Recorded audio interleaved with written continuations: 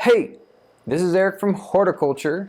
I just want to tell you guys a little bit about how I got into the goth club scene. Okay, so growing up, I was exposed to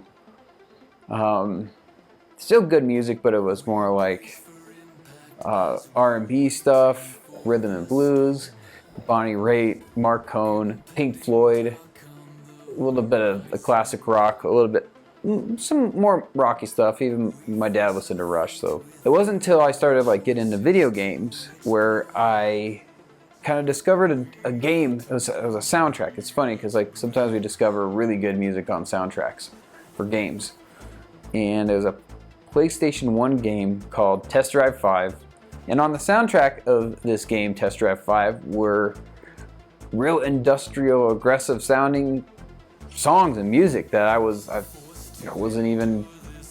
never heard before.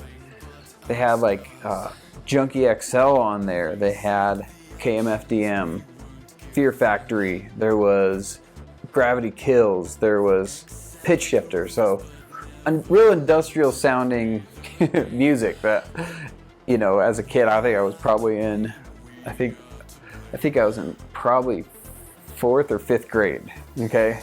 So I'm like, what is this? And at around that same time, I'm getting exposed to 9 Inch Nails, which is kind of like, my friend was like, yeah, check out this edgy 9 Inch Nails band. I'm like, something that was scared me at first,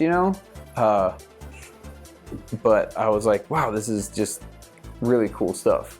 I kind of, through osmosis from playing this game, started to really love this music. And I remember going to school, singing it, singing the riffs. It's just edgy and I just fell in love with it just from 5th grade, not knowing anything. I was just a nerdy kid that was barely getting into anything. This music really spoke to me, and to this day I still love it.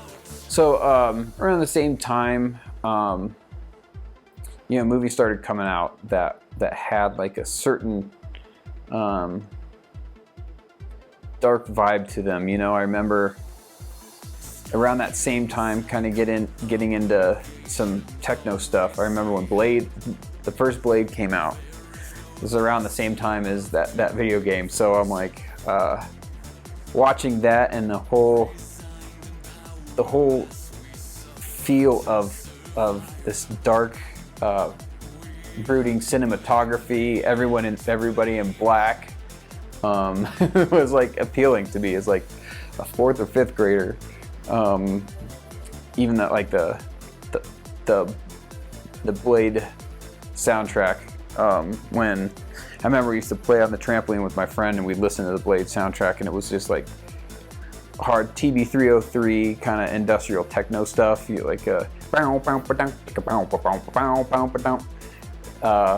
And just love that music. The Matrix, when I kind of got in the Matrix, just that kind of got me into things a little bit too, because I'm like, wow, this is dark, and everyone's dressed in black, and everyone's in leather.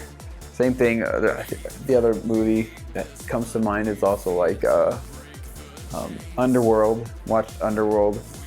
Had a huge crush on Kate Beckinsale, and I'm like, there's something about that dark underground feel to those movies was really enchanting. Actually, that is a good adjective for it, because it was pretty enchanting to me. I still kept pretty grounded in the way I looked. I didn't dress with spiky hair in high school. I was pretty much did my hair the same way. Maybe had some regular jock jeans on, or some, I wasn't, maybe a band shirt. I'd throw a band shirt on, throw my Zeppelin shirt on, wear that every day, Metallica shirt. I think it switched around my junior year, probably senior year of high school, where I was I started really identifying with this rebel, I'm gonna dress this part. So I grew my hair out and identified with rock and roll. And I was never a punk, though. I didn't ever get into the whole punk thing until way later. But after high school, I got into breakdowny hardcore metal, and I played drums in a band for that. And that was like real aggressive, punch the air type music, moshing type stuff. You know, which still has a place in my heart. Nico showed me Depeche Mode when I was playing in our first band together. He showed me Depeche Mode for the first time, and I'm like, a Violator, if I believe, and I was like, what? Because I don't think I've ever heard or really listened to Depeche Mode, and I'm like, God, this is amazing. It seriously changed my life. Just that one record. And I started to get contemplative, like driving home from rehearsals from the mountains. I would stop and pull off on the side of the road, sometimes listen to the whole record, just like, laying back in the bed of my truck, just like, looking at the night sky, and I'm, just having moments from it. Oh man, so much stuff. I was listening to a lot of electronic music, like trance, techno. I was getting into trance right at the end of high school, like right when I graduated high school. I was like into trance, techno. I was also into like this band Godspeed You Black Emperor, which is shoegaze, very like dark, depressing type soundscape type music. So that stuff was awesome to, I still listen to that stuff to this day, and it's still amazing. But I would go to rave type. That was my first exposure to like electronic dance music. Dance was when I went to a club here in Colorado. It's no longer here. It was called Rock Island, and I would go there because the music was so cool. Like trance, like I really, really love trance to this day. First time I went to Goth Club was 2007. Nico was working the door, and at that time, I've been to dance clubs, so I wasn't anticipating it to be like more of like the rave culture stuff. But got up there, and everyone was spaced apart, and the dance style was completely different than anything I've seen. I remember it being like slower. Everyone was slower and just seemed to be really, really just into their own little world. And I'm like, wow, it's kind of cool. I remember the first time I went, I didn't dance. It's a really hard memory. But I think pretty much just drank and hung out on the side and just kind of wandered around and looked around the place. That's my first recollection of going to club. I think I went a few more times after that. Still didn't do much dancing though, if I remember back in those days. Kind of just hung out, didn't dance that much. It was kind of like one of the style that I really wasn't familiar with either, like a dance style. And also I probably was just too self-conscious to like try it, And then I remember Nico had a kind of a DJ night thing that he used to do at Blue Ice. That was a goth night at Blue Ice. And after drum practice, when I have long nights of practicing drums, I'd go over there and just hang out. Nico had given me like I remember I put him on my iPod. I had an iPod. And I remember he gave me like Wolfshine, the Send Me an Angel song was on there, Zero Mancer, obviously Depeche Mode stuff, Butterfly Dance was on that iPod, and I'm like, oh, this stuff's cool. And then he would play it at Blue Ice, and I'm like, yeah, this is amazing. And I started to really understand like kind of the whole culture of it. So Nico decided that he was going to kind of get back to go out to the goth club after a long hiatus from it. And he's like, you should come out, and I did, and it was way different this time, It was way different the first time I went out. I'm like, way more comfortable for some reason. I don't know why, but I remember getting wasted and dancing my ass off. Just got so wasted and danced my ass off, and I'm like, oh man, yeah, this is so much fun. And then then the next week, go do the same thing. I'm like, fuck yeah.